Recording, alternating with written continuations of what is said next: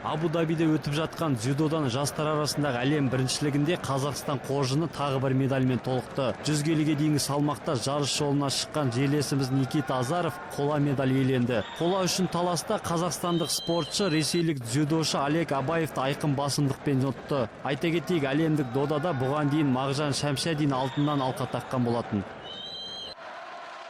Барыс хоккей клубы өз мұз айдынында мәскеулік Спартакты қабылдап овертаймда жеңіске жетті. Сықырық естіле салысымен елордалық клубтың хоккейшісі Константин Пушкарев ұрымтал сәтті ұтымды пайдаланып есеп ашты. Ойынның екінші кезеңінде ресейлік ұжым Яна Лацоны қапы қалдырып, қақпасына қатарынан 3 шайба салды. Спартак сапында Константин Глазачев, Глеб Клименко және Кейси Уэлмен мергендігімен танылды. Көп ұзамай Майк Ландин бір шайбамен жауап берсе, ойынның 41 минутында Кевин Далмен таразы басын теңестіре білді. Қосалқы уақытта Андрей Назаров шәкірттері мықтырақ болды. Барыс хоккейшілері Вячеслав Трисуновтың салған шайбасымен ойынды өз пайдасына шешті.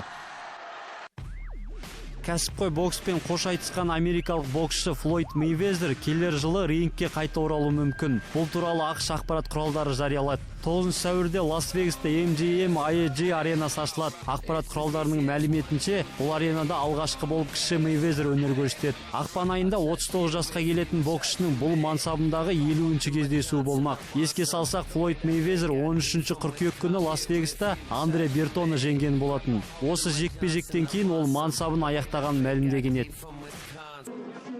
Испания құрамасы мен Порту клубының қақпашысы Икер Касильяс өз мансабындағы 900-ші матчын өткізіп, қатысқан ойын саны бойынша рекорд жаңартты. 34 жастағы футболшы Касильяс Мадридтік Реал сапында 725, Испания құрамасында 164, Портуда 11 ойын өткізген. Айта кетейік, испаниялық футболшы құрама сапында гол өткізбеген қақпашы бойынша да әлем рекорд атағына ие болған.